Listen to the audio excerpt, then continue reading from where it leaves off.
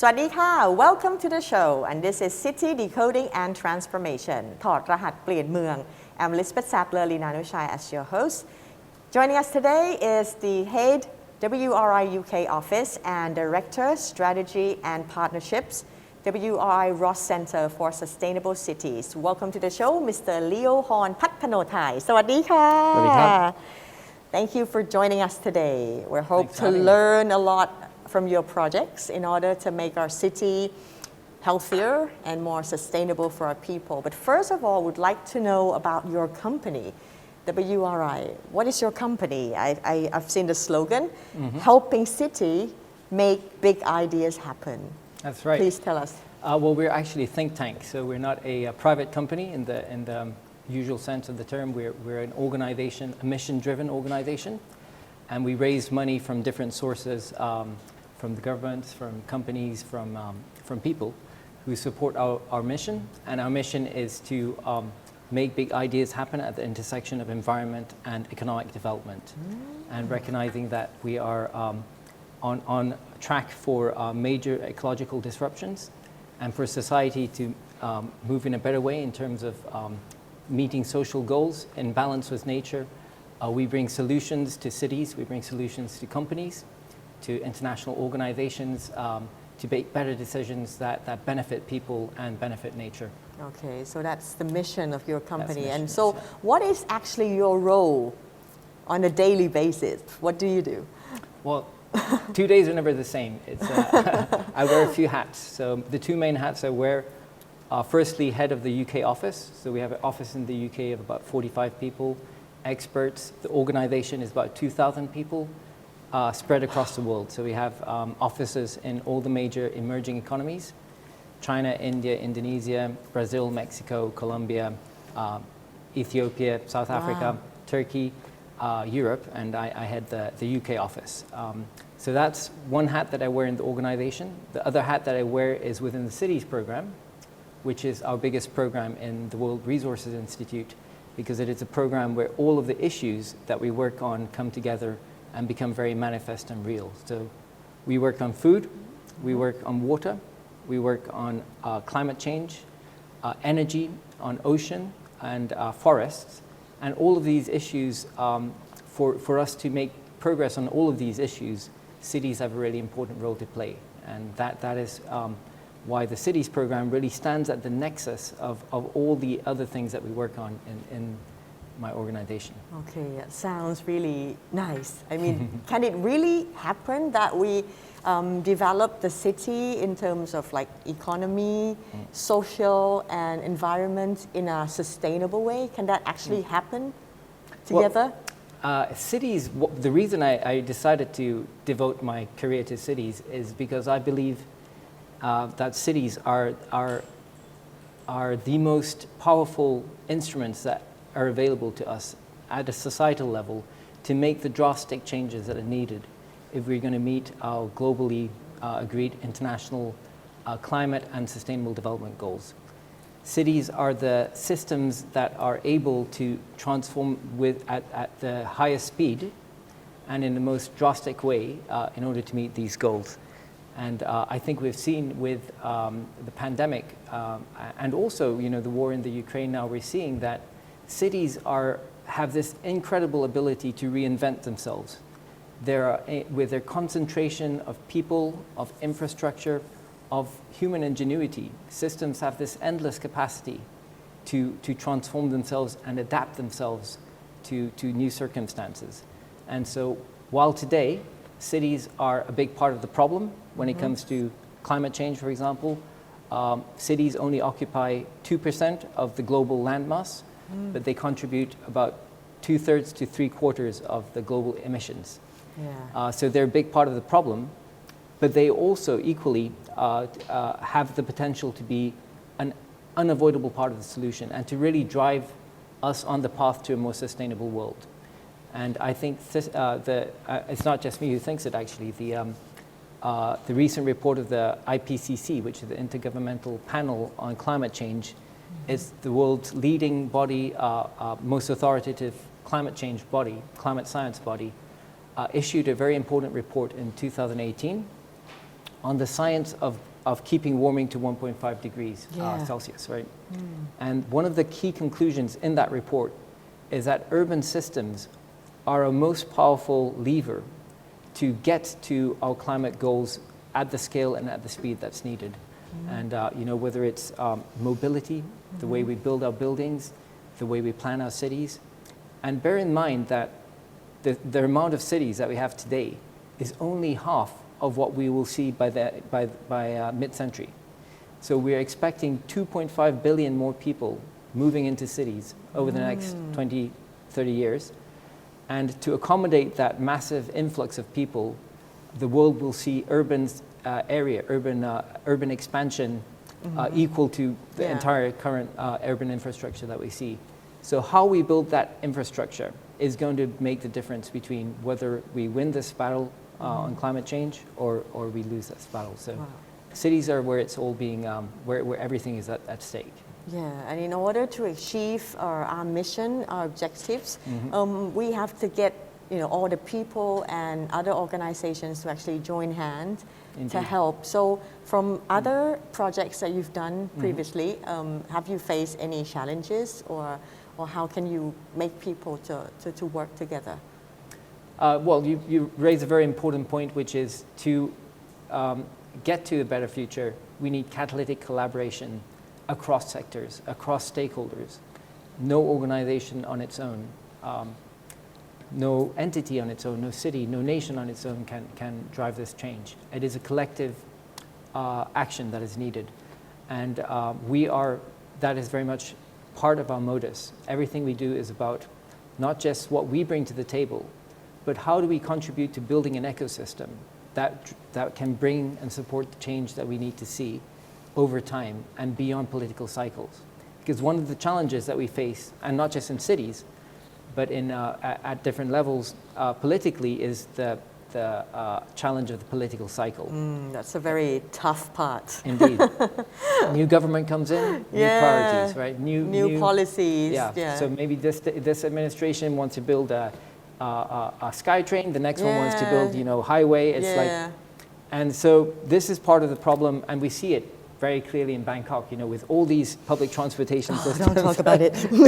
and we still have really bad traffic, right? We admitted it. Yeah. So this is a challenge. Is how do you sustain a vision? How do you move towards a long-term vision of change beyond the political cycle? And to do that, you really need to build coalitions for change. You need to build ecosystems of change that can carry forward that vision beyond the political cycle and build the broad-based support that's needed to carry the change over time. Yeah. And so that's the business we're in, is not just bringing really cool solutions to the table, but actually building the support and building the coalitions around those solutions so that they can be sustained and delivered over time. Okay. Now let's talk about the current situation that may affect cities and how we planned our cities, like the COVID-19, as you mentioned, and the war between Russia and Ukraine. What did you see how it affects the city and how the city can recover from it? That's a really interesting question. So let me take maybe COVID and first, and COVID first, and I'll come to Ukraine later. COVID has been an incredible experiment. I feel like we've all been like laboratory rats. Right? Yes, I know. It's new thing for everyone. Yes, so new experience.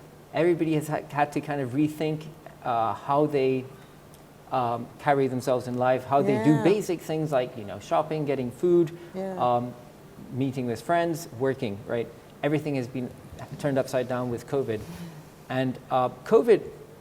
Bear in mind, it's been mostly an urban phenomenon. So over 95% of the cases have been in cities. Cities have been vectors for the spread of the disease. And initially, it was very interesting in the early days of the pandemic.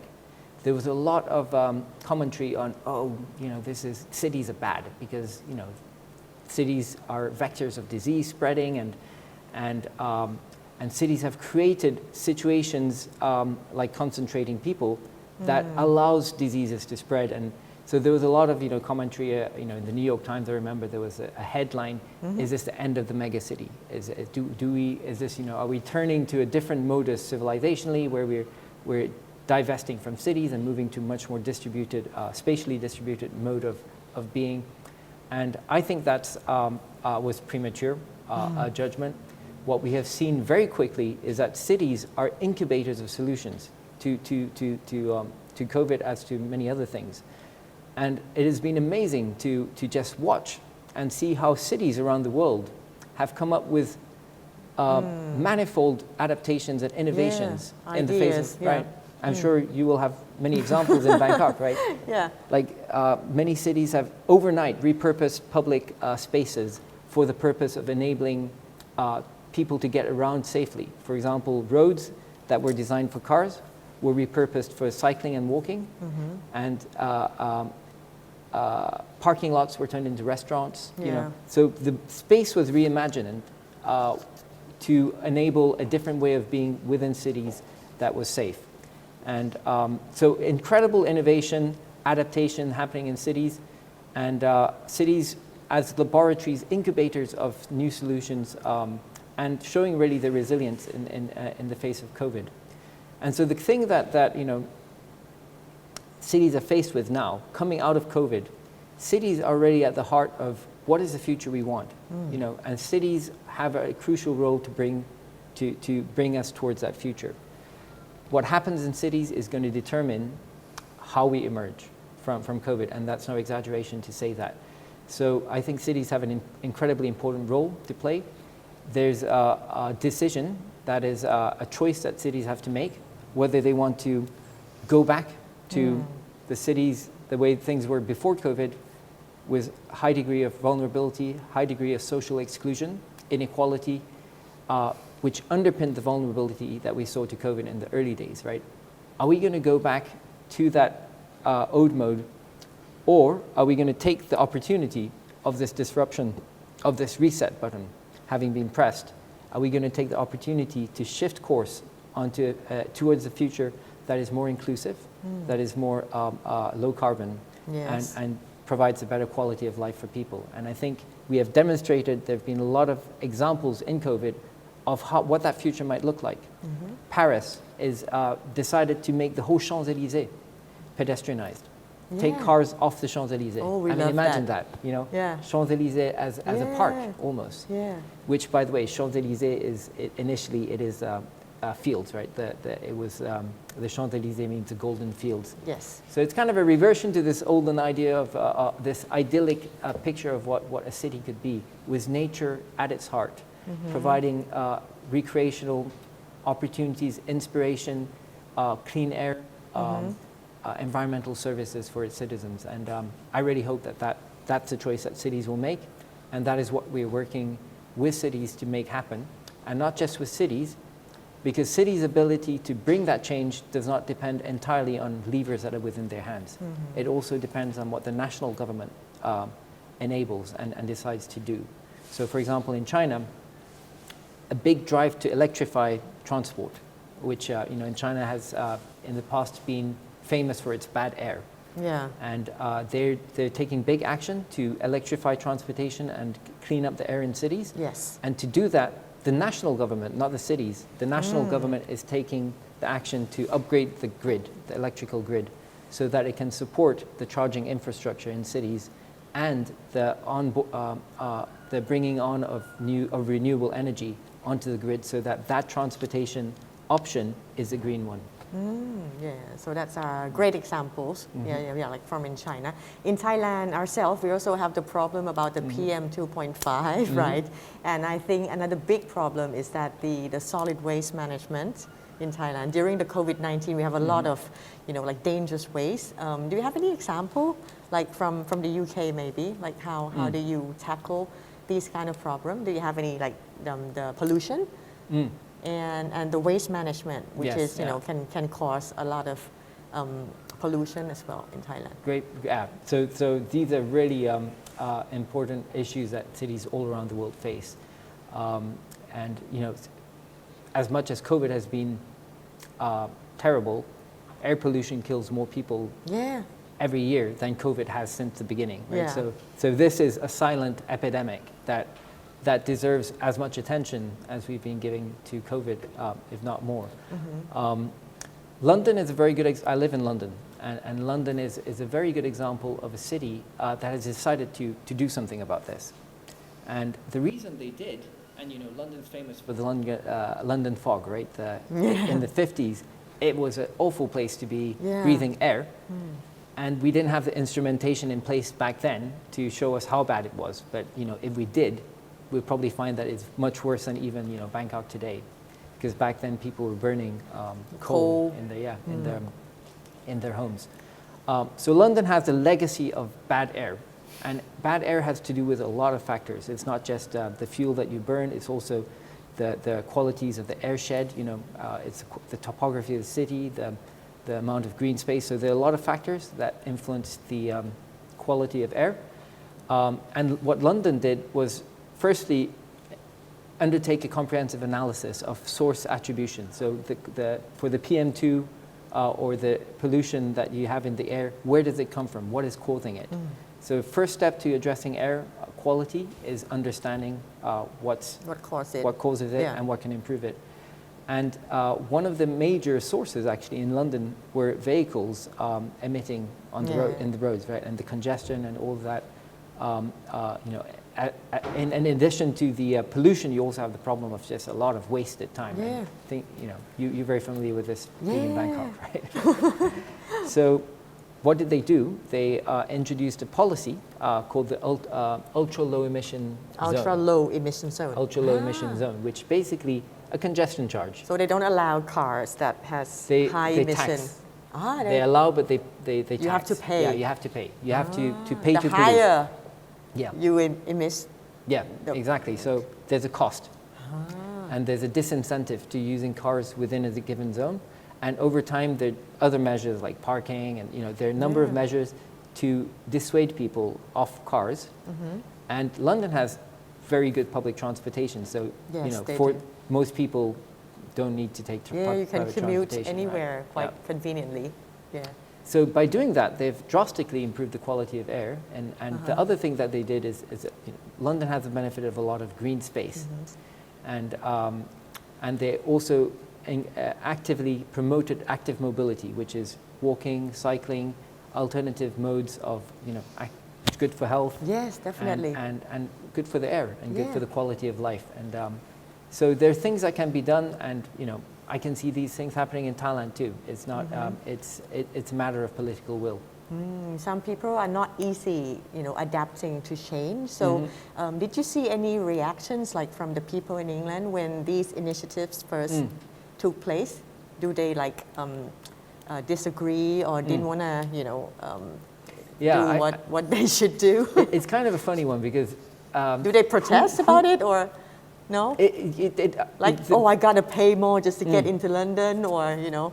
Yeah, so there are vocal people, vocal interests that oppose it, you know, like, and for obvious reasons, people who depend on transportation, or people or companies, taxi drivers, you know, there are some constituents that have been vocally opposed to it. But as interesting as the measure itself is the process through which it was introduced. So there was a very thoughtful and well-managed process of developing the policy so that there was voice given to the various constituencies and stakeholders, and their interests and concerns were heard and addressed. And so we end up with broad-based support for this measure. Because on the other side of you know, the people who are complaining, but there's a lot of people who benefit, right? They see the positive results that they will get, right? Indeed. And the problem with air, though, is that that depends on public education and awareness. Because not everybody, if you breathe the same air every day, you don't think about it. And it's not until you are given the science and the understanding of how impactful, how damaging that air is to your health, how damaging it is to your children's brain development, how damaging it is to quality of life. And it's not until you have that knowledge and understanding that you see that you can expect the public to strongly support this. And in England, there was in London a real turning point in the action on clean air came when a young girl died from the coroner, they did an autopsy of her death.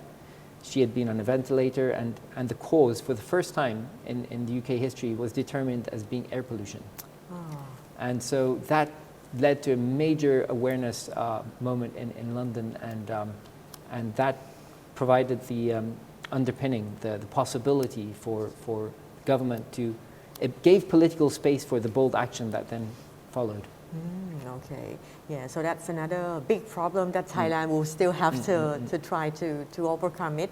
Apart from the PM 2.5, I would like to also talk about the green space once again that you just mentioned earlier, because I've read in the news today, I'm a news anchor, and I saw that Thailand green space per person is actually lower than the WHO standards. It should be, I believe, like 9 square meters per person, right? But Thailand is under 3 square meters. Do you have a problem like that in England, or what do you think that Thailand can fix? Well, in England, it is a problem, and the green space is beneficial for many reasons. It's beneficial for psychologically, for the happiness of people, quality of life, for health. Green space provides a lot of health services in terms of shade, cleaning the air, filtering the water, managing flood. There's just a whole bunch of things that nature does for us for free if we just give it the space to be there, right? And in England, we don't have we've had the good fortune that London is actually by definition a forest because of the high proportion of trees in the city. It's actually categorized as a forest. And that's a legacy of the way London developed, and the big. You have many big parks. A lot of big parks, over 3,000 parks in London.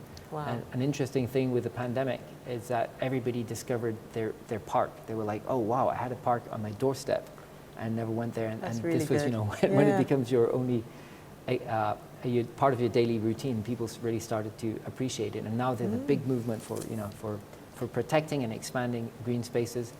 But yes, Bangkok, if you think back, Bangkok in the 1960s, look at the photos.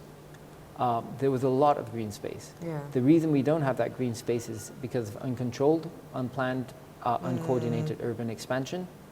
And that leads to a lot of other problems like congestion, like pollution, and bad waste management. Look at the water in the Klongs. It's pretty bad, right? And these are choices that were made, or decisions that were not taken to develop in a more thoughtful way.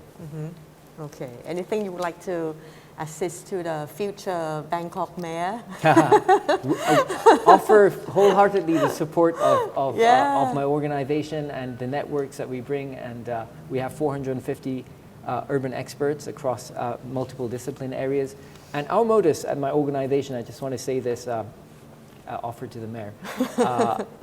Our modus is not fly in, fly out critique, and our modus is long-term continuous partnership and engagement.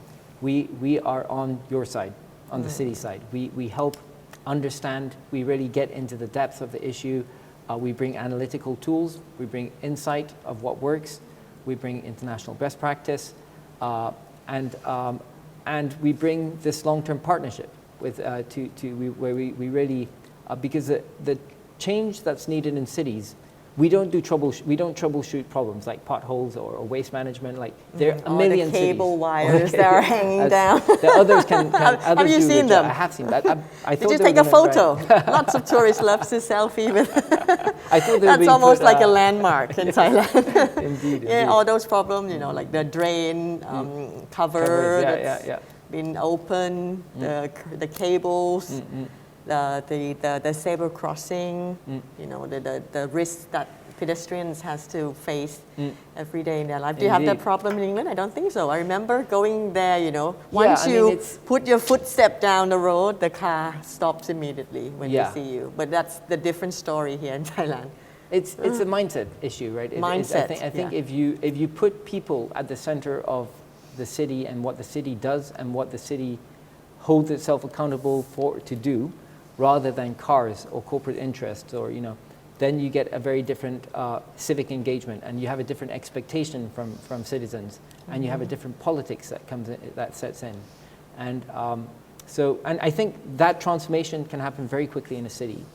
And just to finish what I was saying earlier about the long-term engagement, so we are when we partner with a city, it's not to fix problems today, it's to help cities get to a better tomorrow, right? So and the vision for a city to be successful in the 21st century, it has to do three things at the same time. It has to provide economic opportunities, core services that provide the basis of a good quality of life for people, because that's why people go to cities, right? So jobs, opportunities, quality of life. Social welfare. Every city, social welfare, every city has to grapple with that, and the citizens demand from city leaders that they do that, right?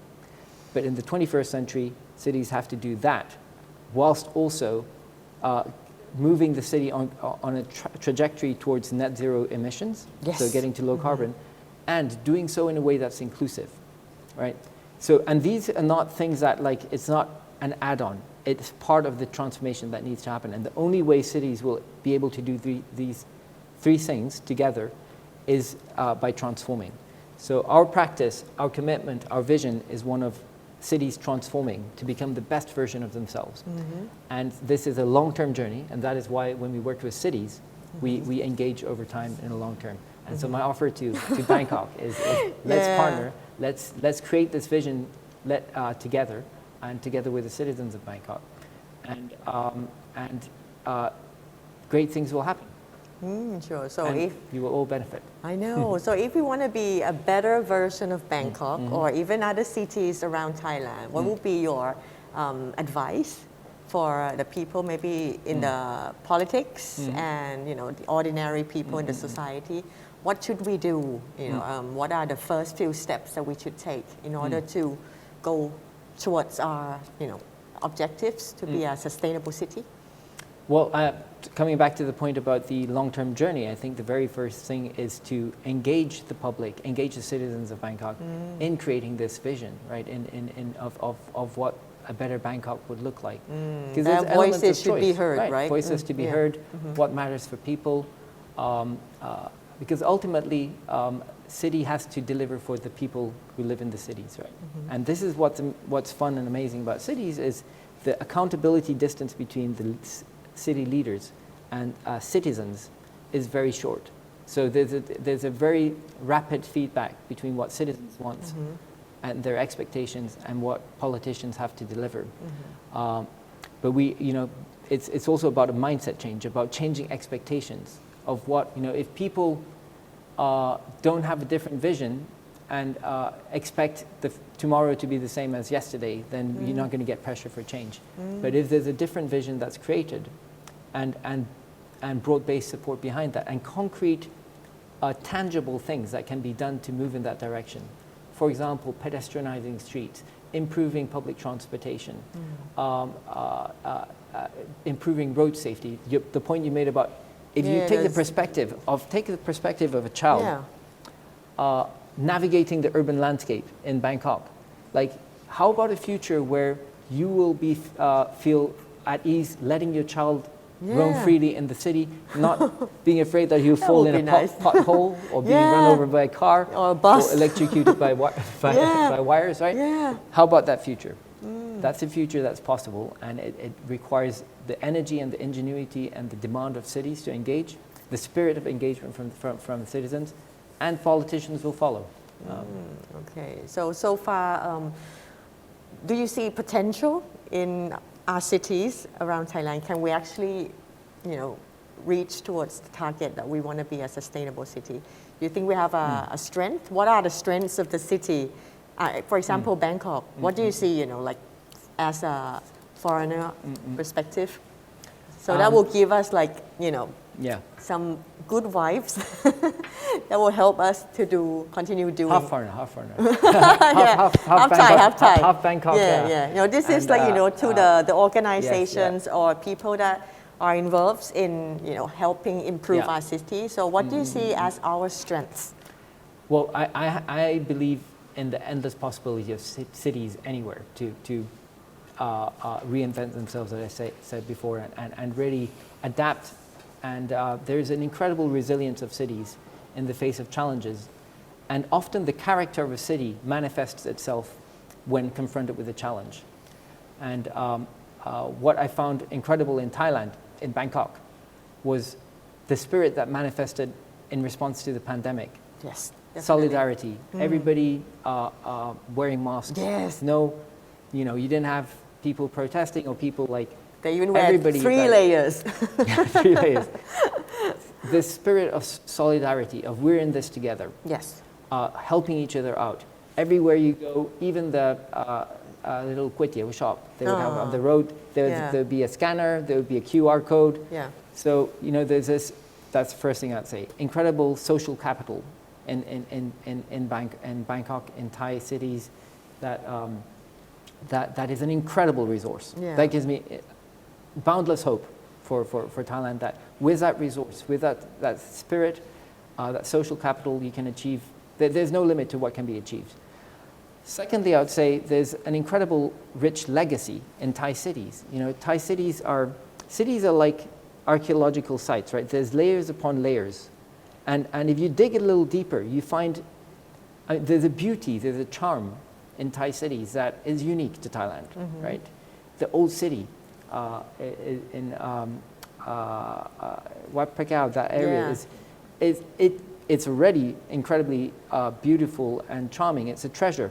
It could be so much more, if it were pedestrianized, if it were green, if it were made green, right? Imagine if the Klongs if our kids could swim in the Klongs, or even ourselves, and if the waterways could become thoroughfares, vibrant corridors of economic activity. So everything is to play for. They're incredible assets that Thailand has, Thai cities have, Bangkok has, and that gives me just boundless hope about what is possible if only we were to pull together behind that vision of what a better Bangkok looks like. Okay, and also back to the issue about the war in Ukraine. So what is the war revealing about the resilience of cities, in your opinion? A lot, I think. It's really incredible to see the spirit of resistance and the resourcefulness and the tenacity of cities. This is an urban war. What we're seeing in Ukraine, the war is not being fought in the fields.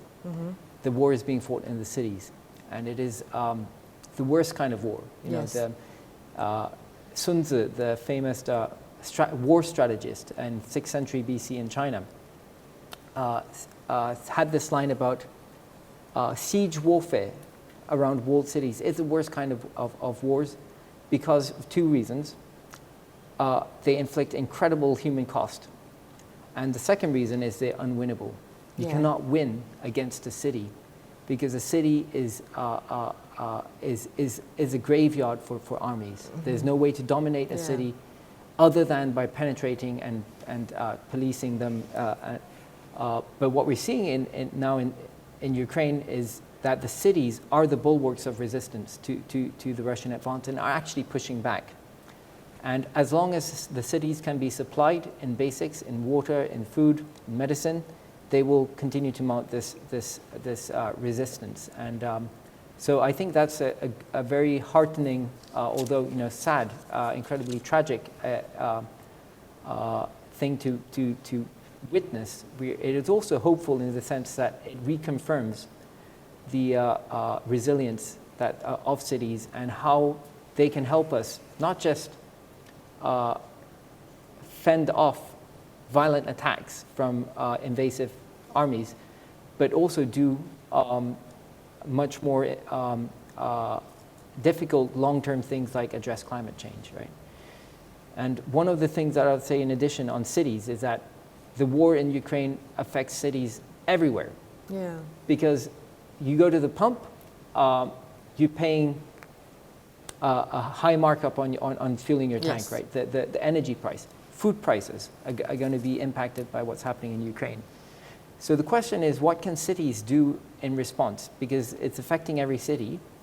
Not every city is involved in the conflict, but every city has a choice to use this opportunity to pivot, to wean themselves off fossil fuels.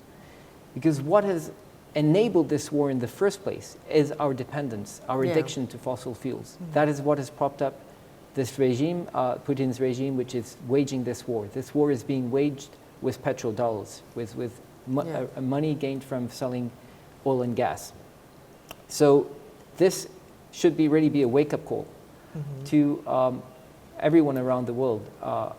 And cities have an incredibly important role to play to reduce our dependence on fossil fuels by doing some of the things that we talked about earlier, creating, improving public transport, improving renewable energy, making repurposing roads for for active mobility, cycling, walking, so that we are not all defaulting to our cars, and therefore reinforcing our dependence on fossil fuels, and funding tomorrow's crazy petro war.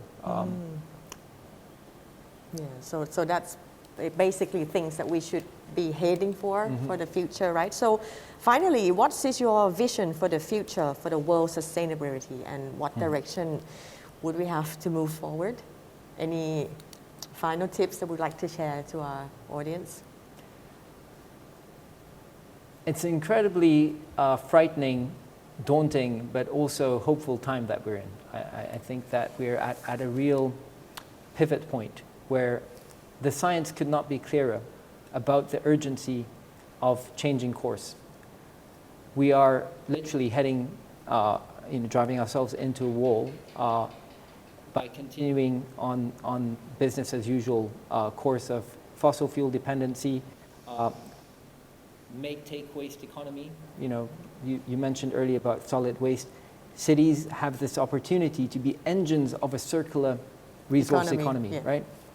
And so rather than taking resources from the countryside, from nature, using them and then dumping waste into the oceans and landfill, these cities can become engines of this, or managers of resources in a way that protects nature and meets our needs at the same time. So I think that's my vision is cities driving this broader transformation that we need to see happen in our key systems, whether it's food, the way we grow and distribute our food, the diets that we choose, in the way we move around. Mobility and transport is a key one, the way we build buildings and physical infrastructure. Cities have an incredibly powerful lever to not just improve the lives of its citizens, but to do it in a way that actually helps us solve all these bigger problems.